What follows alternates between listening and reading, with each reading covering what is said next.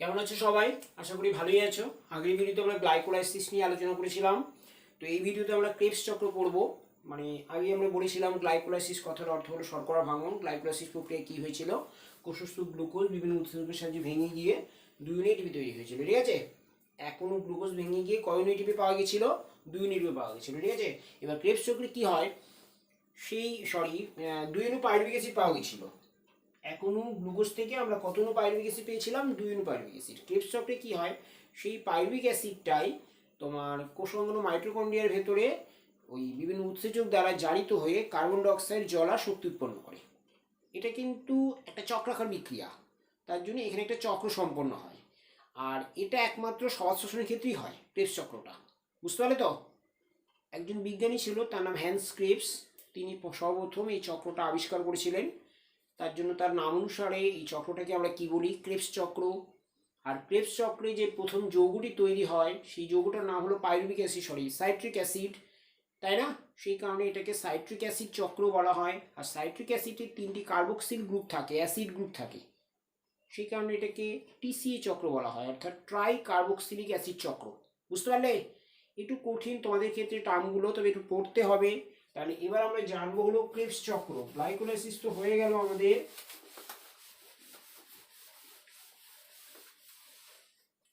Krebs চক্র,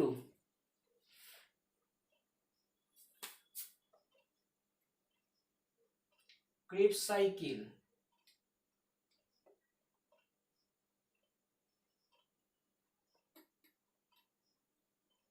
দেখো, বললাম যে এটা একমাত্র সমাজ শোষণের ক্ষেত্রেই হয়। তাহলে সমাজ শোষণের যে পর্যায়ে চক্রাকার বিক্রিয়ার মাধ্যমে সমাজ শোষণের যে পর্যায়ে চক্রাকার বিক্রিয়ার মাধ্যমে গ্লাইকোলাইসিসে উৎপন্ন পাইরুভিক অ্যাসিড কোষাঙ্গন মাইটোকন্ড্রিয়ার মধ্যে অক্সিজেনের উপস্থিতিতে সম্পূর্ণভাবে জারিত হয়ে কার্বন ডাইঅক্সাইড জল আর শক্তি উৎপন্ন করে, ঠিক আছে?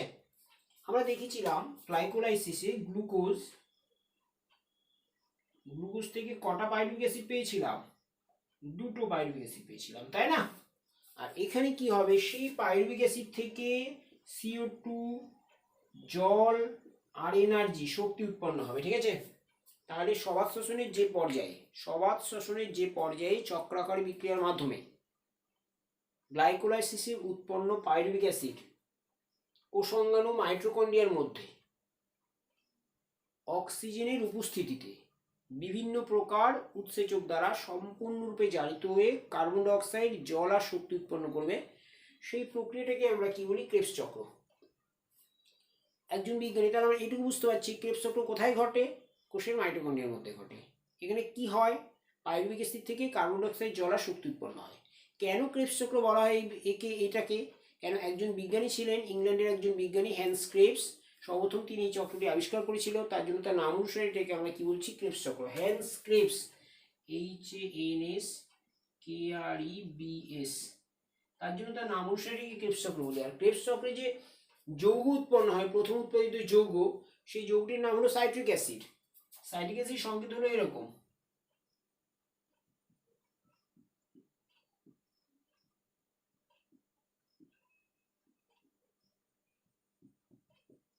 দেখো, এটা হলো সাইট্রিক অ্যাসিড। এই সাইট্রিক অ্যাসিডের 3টে অ্যাসিড গ্রুপ থাকছে। দেখো, 1টা 2টো 3টে, এই 3টে অ্যাসিড গ্রুপ থাকছে। সেই কারণে এটাকে টিসিএ চক্র বলা হয়। টিসিএ,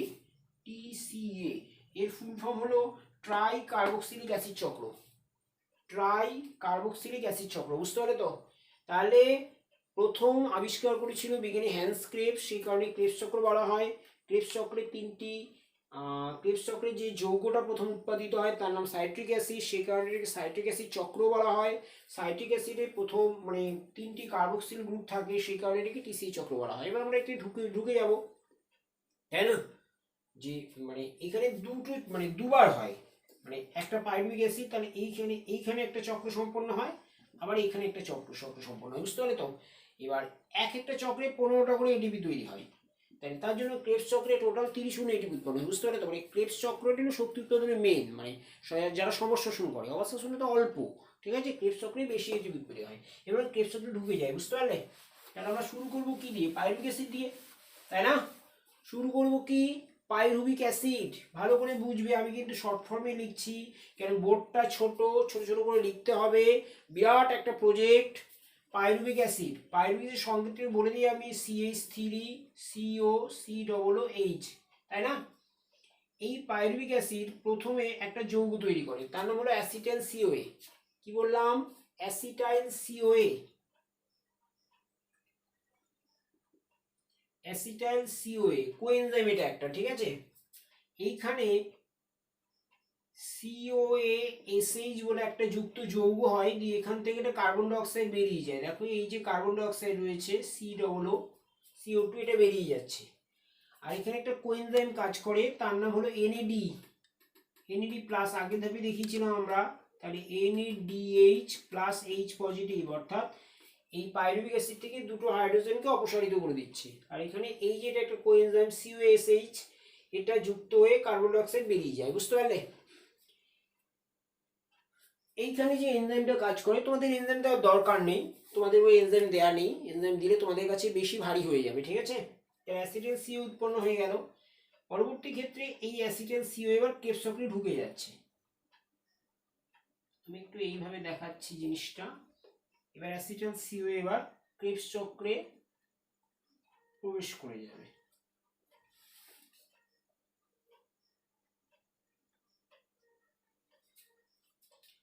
এই অ্যাসিটাইল CoA অক্সালো অ্যাসিটিক অ্যাসিড বলে একটা, অক্সালো অ্যাসিটিক অ্যাসিড, এই অ্যাসিটাইল CoA অক্সালো অ্যাসিটিক অ্যাসিড বলে একটা যৌগের সাথে যুক্ত হয়, ঠিক আছে? এই অক্সালো অ্যাসিটিক OA যেটাকে আমরা বলছি, এই অক্সালো অ্যাসিটিক অ্যাসিড বলে একটা যৌগের সাথে যুক্ত হয়, দিয়ে প্রথম স্থায়ী যৌগ হিসেবে 3 কার্বন যুক্ত সাইট্রিক অ্যাসিড তৈরি করে, বুঝতে পারলে তো? কি তৈরি করে? Citric acid. সাইট্রিক সংকেত দিয়ে দেখাচ্ছি আমি, তাহলে তোমাদের বুঝতে সুবিধা হবে। এটা খুব ইম্পর্টেন্ট একটা জায়গা।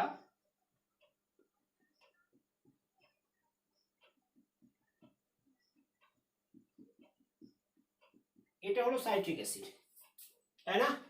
তাহলে অ্যাসিটাইল CoA এবার অক্সালো অ্যাসিটিক অ্যাসিড যুক্ত হয়, দিয়ে প্রথম স্থায়ী যৌগ হিসেবে কি তৈরি করে? এই যৌগটার নাম হলো সাইট্রিক অ্যাসিড, সাইট্রিক অ্যাসিড। সেই কারণে এটাকে আমরা কি বলি? সাইট্রিক অ্যাসিড চক্র, ঠিক আছে? এইবার এখানে কিন্তু ঘটনাটা কি ঘটে, এখানে এই ধাপে কি হয়, জল যুক্ত হয়ে COHটাকে বার করে দেয়, এই যে এই কোএনজাইমটাকে বার করে দেয়। এখানে কিন্তু জল যুক্ত হয়, ছোট্ট করে আমি দেখাই, জল অ্যাড হলো আর COASH কে অপসারণ করে দিল। এটা থাকতে পারে না, অস্থায়ী, বুঝতে পারলে তো? কারণ সাইট্রিক অ্যাসিডে তো CH গ্রুপ নেই, তাই না? তাই এখানে জল যুক্ত হয়ে COHটাকে বার করে দিল। পরবর্তী ক্ষেত্রে এই সাইট্রিক অ্যাসিড থেকে আমি আর সংকেত রাখবো না, আমি জাস্ট লিখে দেখব, একটা যৌগ তৈরি হয়, তার নাম হলো সিস অ্যাকোনাইটিক অ্যাসিড। কি বললাম? সিস অ্যাকোনাইটিক অ্যাসিড, ঠিক আছে? এখানে জল যুক্ত হয়েছিল, এখানে আবার জল বেরিয়ে যাবে, ঠিক আছে? পরবর্তী ধাপে এখান থেকে তৈরি হয় কি? আইসোসাইট্রিক অ্যাসিড। কি তৈরি হয়? আইসোসাইট্রিক অ্যাসিড, আইসোসাইট্রিক অ্যাসিড। অ্যাকচুয়ালি বাংলা লেখার থেকে ইংরেজি লেখাটা সুবিধা হয়, বুঝতে পারলে তো টার্মগুলো, তার জন্য লিখলাম। এখানে যেমনি জল যুক্ত হলো, বেরিয়ে গেল, আবার এখানে জল অ্যাড হয়ে যাবে, জলের খেলা চলছে, বুঝতে পারলে? আইসোসাইট্রিক অ্যাসিড থেকে একটা অস্থায়ী যৌগ তৈরি হয়, তার নাম হলো অক্সালোসাকসিনিক অ্যাসিড। কি বললাম? অক্সালোসাকসিনিক অ্যাসিড,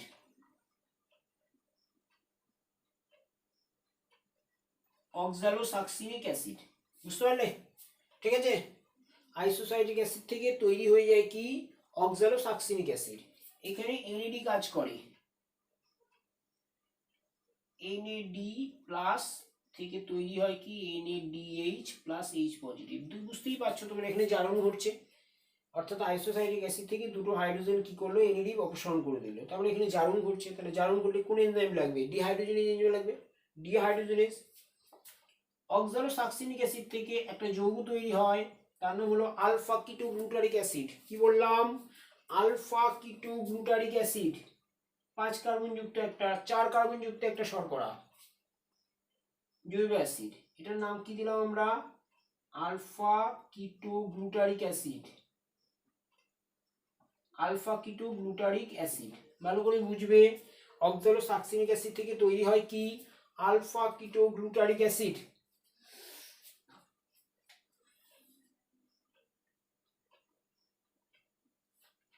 এখান থেকে কার্বন ডাই অক্সাইড অপসারিত হয়, কার্বন ডাই অক্সাইড বেরিয়ে যায়, তার জন্য যে এনজাইমটা কাজ করে তার নাম হলো অক্সালোসাক্সিনেট ডিকার্বক্সিলেজ এনজাইম। বুঝতে পারলে তো? এখান থেকে কার্বন ডাই অক্সাইড বেরিয়ে যায়, তার জন্য যে এনজাইমটা কাজ করে তার নাম হলো, কার্বন ডাই অক্সাইড যখন যুক্ত হয় তখন সেটাকে ডিকার্বক্সিলেজ এনজাইম কাজ করে, আর কার্বন ডাই অক্সাইড যখন অ্যাড হয় তখন কার্বক্সিলেজ এনজাইম কাজ করে। বুঝতে পারলে? অত এনজাইম সম্পর্কে তোমাদের জানতে হবে না এখন।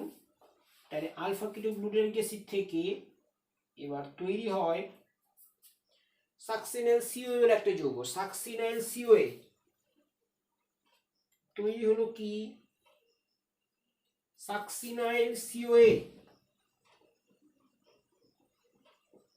সাকসিনাইল সিওএ আবার এই যে এই যৌগটা অ্যাসিড সিওএ এর মতো, তাহলে সেম রিঅ্যাকশন ঘটবে এখানে, তাই না? এখানে একই রকম ঘটবে। বুঝতে পারলে? এখানে সিওএ এসএইচ যুক্ত হবে আর CO2 অপসারিত হবে।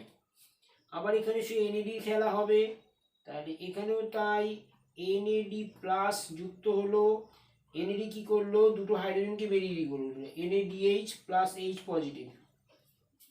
এখান থেকে দুটো হাইড্রোজেন কিন্তু এখানে বেরিয়ে গেল। তাহলে আলফা কিটোগ্লুটারিক অ্যাসিড থেকে তৈরি হলো কি? Succinyl COA. এখানে কাজ করছে কি? এনএডি কোএনজাইম হিসেবে কাজ করছে। এনএডি কি করছে? এই আলফা কিটোগ্লুটারিক অ্যাসিড থেকে দুটো হাইড্রোজেনকে বের করে দিচ্ছে, এই সাকসিনাইল সিও তৈরি করলো।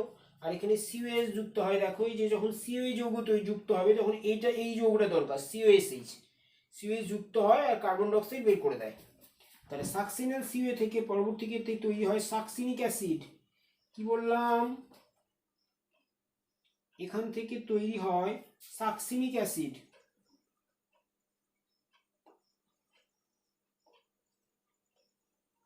SUCCINIC, সাকসিনিক অ্যাসিড, তাই না?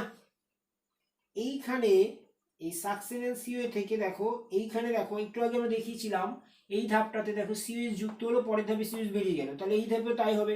এখানে সিওএস যুক্ত হয়েছিল, তাহলে পরের ধাপে কি হবে? সিওএস বেরিয়ে যাবে, COA SH বেরিয়ে গেল, তাই না?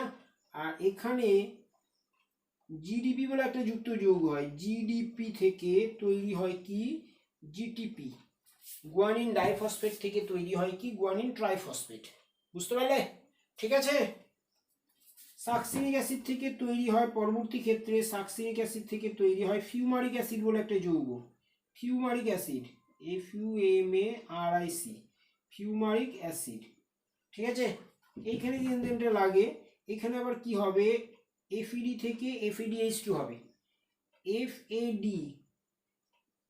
FADH2 মানে কি? এই সাকসিনিক অ্যাসিড থেকে দুটো হাইড্রোজেন বের করে দিল FED। FEDটাও একটা কোএনজাইম, FEDও একটা হাইড্রোজেন বহনকারী কোএনজাইম। এ কি করছে? সাকসিনিক অ্যাসিড থেকে দুটো হাইড্রোজেনকে কি করে দিচ্ছে? অপসারিত করে দিচ্ছে। তার মানে এখানে কি ঘটছে? জারণ ঘটছে। তাহলে জারণ ক্রিয়ায় কি এনজাইম লাগবে? তোমার হলো ডিহাইড্রোজেন এনজাইম লাগবে। ঠিক আছে? FED থেকে FADH2 হলো, তাই না? এইখানে যে এনজাইমটা তার আগে তার নাম হলো তোমার কি বলবো? তার নাম হলো সাকসিনেট ডিহাইড্রোজেন এনজাইম। ডিহাইড্রোজেন এনজাইম লাগে এখানে। ফিউমিক অ্যাসিড থেকে তৈরি হয় পরের ধাপে যে এনজাইম অ্যাসিডটা, তার নাম হলো ম্যালিক অ্যাসিড। কি বললাম? Malic acid, MALIC, malic acid, তাই না? ফিউমারিক অ্যাসিড থেকে তৈরি হয় ম্যালিক অ্যাসিড, এখানে জল লাগে। ফিউমারিক অ্যাসিড থেকে ম্যালিক অ্যাসিড তৈরি হয় আর এখানে একটা জল অ্যাড হয়ে যায়। এগুলো উঁচু ক্লাসে আরও ডিটেলস পড়ানো হয়, 11 ক্লাসে আরবার আছে, তখন জলের কি কারণে জলটা অ্যাড হলো সেগুলো তখন ডিটেলস বলবো, তোমরা এখন যেগুলো বলবে। এখন তোমাদের বললে তোমরা এত মনে রাখতে পারবে না। বুঝতে পারলে তো?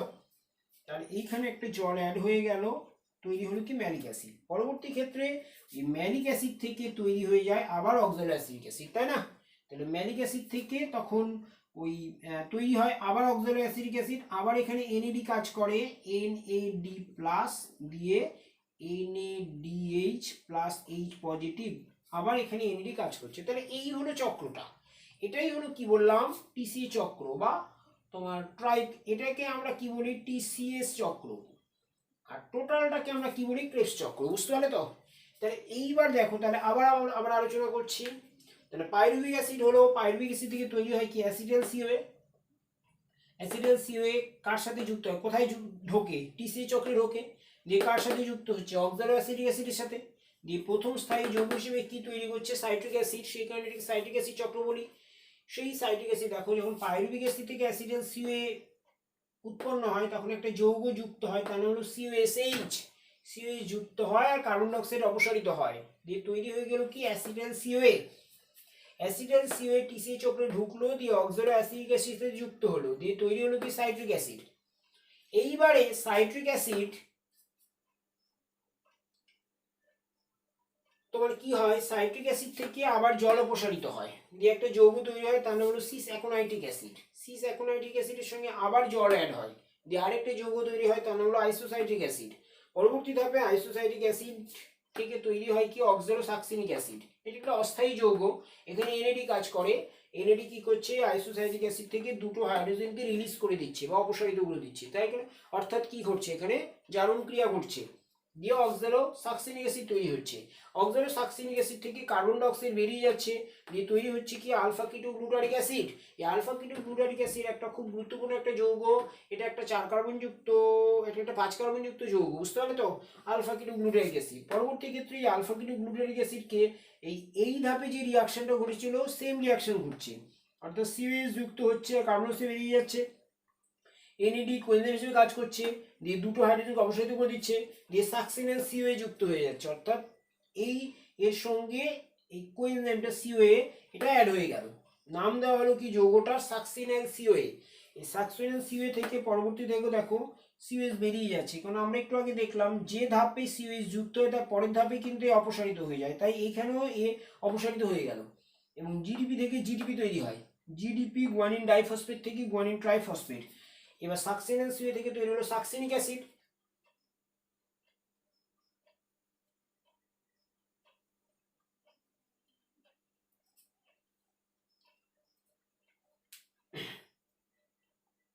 সাকসিনিক অ্যাসিড তৈরি হলো, এবার সাকসিনিক অ্যাসিড থেকে পরবর্তী ক্ষেত্রে দুটো হাইড্রোজেন অপসারিত হয়ে যায়, সেটা কে সাহায্য করে, এফএডি। এফএডি কি করছে, সাকসিনিক অ্যাসিড থেকে দুটো হাইড্রোজেনকে অপসারিত করে তৈরি করছে কি ফিউমারিক অ্যাসিড বলে একটা যৌগ, ফিউমারিক অ্যাসিড। এবার ফিউমারিক অ্যাসিড এর সঙ্গে জল যুক্ত হচ্ছে, দিয়ে তৈরি হচ্ছে কি ম্যালিক অ্যাসিড, বুঝতে পারলে তো। ম্যালিক অ্যাসিড থেকে পরবর্তী ধাপে আবার তৈরি হলো অক্সালো অ্যাসিটিক অ্যাসিড। তাহলে আমরা শুরু করেছিলাম অক্সালো অ্যাসিটিক অ্যাসিড দিয়ে, আবার অক্সালো অ্যাসিটিক অ্যাসিড শেষ হলো। তাহলে কি এই জায়গাটা এখন যাত্রা শুরু করলাম আমরা কি একটা নির্দিষ্ট জায়গা থেকে যাত্রা শুরু করে যদি বিভিন্ন জায়গায় ঘুরে আবার সেই জায়গায় ফেরত আসি তাহলে একটা কি সাইকেল কমপ্লিট হয়। তাহলে এখানেও দেখো অক্সালো অ্যাসিটিক অ্যাসিড থেকে আমরা শুরু করেছিলাম, যে অক্সালো অ্যাসিটিক অ্যাসিড বিভিন্ন যৌগ তৈরি করার পরে আবার অক্সালো অ্যাসিড তৈরি হলো, তাহলে একটা সাইকেল তৈরি হলো। এইটাকে তখন আমরা কি বলছি টিসিএ চক্র বা ক্রেবস চক্র। এবার এটিপি হিসেবে দেখায়, দেখো আমরা জানি, আমি মাঝখানে নিচ্ছি একটা ফাঁকা আছে, এখনো এনএডি থেকে তোমরা হিসেবে জানবে এখনো এনএডি থেকে 3টে এটিপি পাওয়া যায়, আর তোমার এফইডি থেকে 2টো এটিপি পাওয়া যায়, আর জিডিপি থেকে 1টা এটিপি পাওয়া যায়। তাহলে এইবার আমি এখানে হিসেবটা দেখাচ্ছি, বুঝতে পারলে। তাহলে এইবার দেখো, আর যেহেতু জিনিসটা আমি একটু আগে দেখিয়েছিলাম যে গ্লুকোজ থেকে 2টো পাইরুভিক অ্যাসিড উৎপন্ন হয়, তাই দুবার চক্র ঘটবে, এই একটা চক্র এই একটা চক্র, তাই না। তাহলে একসঙ্গে আমি 2 দিয়ে গুণ করে দেবো টোটালটাকে। তাহলে এইখানে তোকে একটা এনএডি লেগেছে, তাহলে কি হলো, তারপরে 3 অনু এটিপি, তারপরে 3 × 2 = 6। দেখো হিসেবে দেখে নাও, 30 অনু পাবো, এখানে এইখানে একটা এনএডি লাগলো, তাহলে 3 × 2 = 6। এইখানে একটা এনএডি লাগলো, তাহলে এখানে 3 × 2 = 6। এখানে কি বললাম 1 অণু জিডিপি থেকে পাওয়া যায় 1 অণু, তাহলে 1 × 2 = 2। এফইডি থেকে বললাম 2 অণু, তাহলে 2 × 2 = 4। আর এনএডি থেকে আবার 3 অণু, তাহলে 3 × 2 = 6। তাহলে হিসেব করি আমরা, দেখো আমি এই জায়গাটা দেখি প্রথমে, এই জায়গাটা আমরা দেখতে পাচ্ছি 6 × 6 6 × 12 3 × 6 18 18 × 4 22 22 আর 2 24, ঠিক আছে 24, মানে দুটো সাইকেলে 24, তাহলে একটা সাইকেলে কি 12 আর 24, আর এইখানে কিন্তু 6, 24 আর 6 কত হলো 30, তাহলে টোটাল মানে 1 অণু গ্লুকোজ থেকে যে 2 অণু পাইরুভিক অ্যাসিড উৎপন্ন হলো, সেই 2 অণু পাইরুভিক অ্যাসিড ক্রেবস চক্রের মাধ্যমে 30 অণু এটিপি তৈরি করে। তাহলে 2 অণু থেকে যদি 30টা পাওয়া যায়, তাহলে 1 অণু থেকে কি 15টা পাওয়া যাবে। তার মানে আমি জিনিসটা দেখালাম, এই যে ব্যাপারটা, এই যে পাইরুভিক অ্যাসিড গ্লুকোজ থেকে কি পাচ্ছি পাইরুভিক অ্যাসিড। তাহলে এই পাইরুভিক অ্যাসিড, এক একটা পাইরুভিক অ্যাসিড থেকে যে ক্রেবস চক্র সম্পন্ন হলো, থেকে 15টা করে এটিপি পাচ্ছে, তাই না। এখনো পাইরুভিক অ্যাসিড ক্রেবস চক্রের মাধ্যমে 15টা করে এটিপি তৈরি করে। আর গ্লুকোজ থেকে কত পাইরুভিক অ্যাসিড পেয়েছি, 2 অণু পাইরুভিক অ্যাসিড পেয়েছি। তাহলে আলটিমেটলি ক্রেবস চক্রে কয় অণু এটিপি তৈরি হয়, 2 অণু। সবার শোষণের ফলে 1 অণু গ্লুকোজ ভেঙে গিয়ে 2 অণু পাইরুভিক অ্যাসিড তৈরি করছে, আর প্রত্যেকটা পাইরুভিক অ্যাসিড থেকে 15টা করে এটিপি পাচ্ছি। তাহলে আলটিমেটলি ক্রেবস চক্রে কয় অণু এটিপি তৈরি হলো, 30 অণু। তাহলে এখানে 30 পেয়েছি, আবার ওইদিকে কি নেট লাভ 8 হয়েছিল, তাহলে 30 প্লাস 8 সমান কত, 38 অণু। তাহলে 1 অণু গ্লুকোজ সম্পূর্ণভাবে জারিত হয়ে কত অণু এটিপি তৈরি করে, 1 অণু গ্লুকোজ সম্পূর্ণভাবে জারিত হয়ে টোটাল 30 অণু এটিপি তৈরি করে।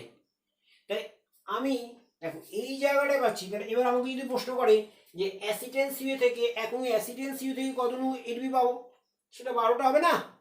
কিন্তু এই জায়গাটায় আমি 12টা পাচ্ছি। দেখো 6 কে মানে কি বলবো, 3 3 আর 3 6, 6 আর 2 8, 8 আর কি সরি দেখো এইখানে 3 3 আর 3 6, 6 আর 3 9, 9 একে 10, 10 আর 2 12, মানে টোটাল 2 দিয়ে গুণ করা হচ্ছে। তাহলে এখন অ্যাসিটাইল সিও থেকে, অ্যাসিটাইল কোএনজাইম থেকে 12 অণু এটিপি তৈরি হয়, আর 1 অণু পাইরুভিক অ্যাসিড থেকে 15 অণু এটিপি তৈরি হয়। তাহলে 2 অণু পাইরুভিক অ্যাসিড থেকে কত, 30 অণু এটিপি তৈরি হবে, আর 2 অণু অ্যাসিটিক কোয়ে থেকে 24 অণু এটিপি তৈরি হবে। তাহলে এবার আমার যদি মানে কি বলবো যে ক্রেবস চক্রের গুরুত্ব চায়, তাহলে একটু খুবই সোজা, যে শক্তির প্রধান উৎসই হলো ক্রেবস চক্র, তাই না। ক্রেবস চক্রে তোমার 1 অণু গ্লুকোজ থেকে বা 1 অণু গ্লুকোজ থেকে যে 2 অণু পাইরুভিক অ্যাসিড পাওয়া যায়, সেই 2 অণু পাইরুভিক অ্যাসিড টোটাল 30 অণু এটিপি লাভ হয়, তাই না। এছাড়া ক্রেবস চক্রে বিভিন্ন জৈব অ্যাসিড পাচ্ছি আমরা, দেখো অক্সালো অ্যাসিটিক অ্যাসিড পাচ্ছি, তারপর আলফা গ্লুটানিক অ্যাসিড পাচ্ছি। এই অ্যাসিডগুলো তোমার কি কি বলবো, বিভিন্ন জৈব অ্যাসিড প্রস্তুতিতে কাজ করে। যেমন অক্সালো অ্যাসিটিক অ্যাসিড থেকে আমরা অ্যাসপার্টিক অ্যাসিড পাই, আলফা গ্লুটানিক অ্যাসিড থেকে আমরা গ্লুটামিক অ্যাসিড পাই। এগুলো আমাদের বিভিন্ন কোষের জৈবনিক ক্রিয়াবলী নিয়ন্ত্রণ করে। আর এই চক্রে আমরা অক্সালো অ্যাসিটিক অ্যাসিড থেকে কি পেলাম, অ্যাসপার্টিক অ্যাসিড পেলাম। এই অ্যাসপার্টিক অ্যাসিড পিরিমিডিন প্রস্তুত করতে ব্যবহৃত হয়। পিরিমিডিন শক্তির প্রধান যে উৎস, অর্থাৎ উচ্চ শ্রেণীর যারা জীব রয়েছে তাদের ক্ষেত্রে শক্তির মেন সোর্স, সেটাই কিন্তু ক্রেবস চক্র। তাহলে ক্রেবস চক্র শক্তি উৎপাদনের প্রধান কেন্দ্রস্থল, তাই না। ক্রেবস চক্রে 1 অণু পাইরুভিক অ্যাসিড থেকে 15 অণু এটিপি পাওয়া যায়, বা 1 অণু গ্লুকোজ ভেঙে গিয়ে ক্রেবস চক্রের মাধ্যমে 30 অণু এটিপি তৈরি করে, বা আমরা বলতে পারি 1 অণু গ্লুকোজ সম্পূর্ণভাবে জারিত হয়ে 38 অণু এটিপি তৈরি করে। বুঝতে পারলে তো। জৈব অ্যাসিড প্রস্তুতিতে সাহায্য করে, অ্যামাইনো অ্যাসিড পাওয়া যায়, যে জৈব অ্যাসিডগুলো থেকে বিভিন্ন অ্যামাইনো অ্যাসিড পাওয়া যায়। বুঝতে পারলে তো। এই হলো ক্রেবস চক্রের গুরুত্ব। তাহলে আমাদের শ্বসন কিন্তু এখানেই শেষ হয়ে গেল, গ্লাইকোলাইসিস ক্রেবস চক্র। তোমাদের সিলেবাসে আর কিছু নেই, এইটুকু বললেই হবে। আর শ্বসনের তাৎপর্য একটু দেখে রাখবে, যে শক্তির মুক্তি, কেননা শ্বসন প্রক্রিয়ায় কোষস্থ খাদ্য জারিত হয়ে যে শক্তি উৎপন্ন হয়, সেই শক্তির সাহায্যে আমরা আমাদের বিভিন্ন জীবজ ক্রিয়াবলীগুলি সম্পন্ন করি। আর পরিবেশে অক্সিজেন আর কার্বন ডাইঅক্সাইডের ভারসাম্য রক্ষা, কেননা সালোক সংশ্লেষ প্রক্রিয়ায় মানে উদ্ভিদ কার্বন ডাইঅক্সাইড গ্রহণ করে আর অক্সিজেন ত্যাগ করে, আর শ্বসন প্রক্রিয়ায় কি করে জীব, তাহলে সালোক সংশ্লেষ প্রক্রিয়ায় কার্বন ডাইঅক্সাইড উদ্ভিদ গ্রহণ করে, তার পরিবেশে কার্বন ডাইঅক্সাইডের পরিমাণ কমে যাচ্ছে আর অক্সিজেন গ্রহণ করছে, সুতরাং অক্সিজেন বেড়ে যাচ্ছে। শ্বসন প্রক্রিয়ায় কি করে, সেই মানে ব্যালেন্স শিটটা বজায় থাকে, অর্থাৎ শ্বসন প্রক্রিয়ায় ওই কার্বন ডাইঅক্সাইড গৃহীত হয়, জীব গ্রহণ করে, বিনিময়ে কি করে তারা কার্বন ডাইঅক্সাইড শ্বসন প্রক্রিয়ায় অক্সিজেন গ্রহণ করে আর বিনিময়ে কার্বন ডাইঅক্সাইড ত্যাগ করে, যে কার্বন ডাইঅক্সাইডের সাহায্যে আবার উদ্ভিদ কিন্তু সালোক সংশ্লেষ প্রক্রিয়া সম্পন্ন করে। সুতরাং আমরা এটা বলতে পারি যে সালোক সংশ্লেষ প্রক্রিয়াটি কার্বন ডাইঅক্সাইডের জন্য শ্বসনের উপর নির্ভরশীল, তাই না। সালোক সংশ্লেষ প্রক্রিয়ায় কি দরকার হয়, কার্বন ডাইঅক্সাইড দরকার হয়, আর কার্বন ডাইঅক্সাইডের প্রধান উৎস কে, জীবের শ্বসন ক্রিয়া। তাহলে আমরা বলতে পারি যে সালোক সংশ্লেষ প্রক্রিয়াটি শ্বসনের উপর নির্ভরশীল, কার জন্য? কার্বন ডাইঅক্সাইডের জন্য। আবার শ্বসন প্রক্রিয়াটি সালোকসংশ্লেষের উপর নির্ভরশীল, কার জন্য? অক্সিজেনের জন্য। শুধু বলতে পারি সালোকসংশ্লেষ আর শ্বসন একে অপরের উপর নির্ভরশীল একটা প্রক্রিয়া। অবশ্যই দুটো কি বিপরীতমুখী প্রক্রিয়া। অনেক সময় প্রশ্ন দেয় সালোকসংশ্লেষ এবং শ্বসনের মধ্যে পার্থক্য লেখো, সেটাও কিন্তু তোমরা বলতে পারবে। সালোকসংশ্লেষ প্রক্রিয়াটি ক্লোরোফিলযুক্ত জীবকোষে ঘটে, শ্বসন প্রক্রিয়াটি যে কোনো সজীব কোষে ঘটে। সালোকসংশ্লেষ দিনের বেলা সূর্যালোক উপস্থিতিতে ঘটে, শ্বসন কি দিবারাত্রি ঘটে, তাই না? সালোকসংশ্লেষ প্রক্রিয়ায় কার্বন ডাইঅক্সাইড গৃহীত হয়, অক্সিজেন ত্যাগ হয়। শ্বসন প্রক্রিয়ায় অক্সিজেন গৃহীত হয়, কার্বন ডাইঅক্সাইড ত্যাগ হয়। সালোকসংশ্লেষ সমীকরণ দিয়ে দিলাম, শ্বসনের সমীকরণ দিয়ে দিলাম। সালোকসংশ্লেষ একটা উপচিতি বিপাক, শ্বসন একটা অপচিতি বিপাক। সালোকসংশ্লেষ প্রক্রিয়ায় জীবদের শুষ্কোজন বৃদ্ধি পায়, শ্বসন প্রক্রিয়ায় জীবদের শুষ্কোজন হ্রাস পায়। এরকম প্রচুর পার্থক্য নিজে নিজে লেখা যাবে। তাহলে আজকের ক্লাস এই অবধি। পরবর্তী ক্লাসে আমরা পুষ্টি এগুলো নতুন চ্যাপ্টার শুরু করব। সবাই ভালো থাকবে, ধন্যবাদ। আর ভিডিওগুলো মন দিয়ে দেখবে কিন্তু, ঠিক আছে?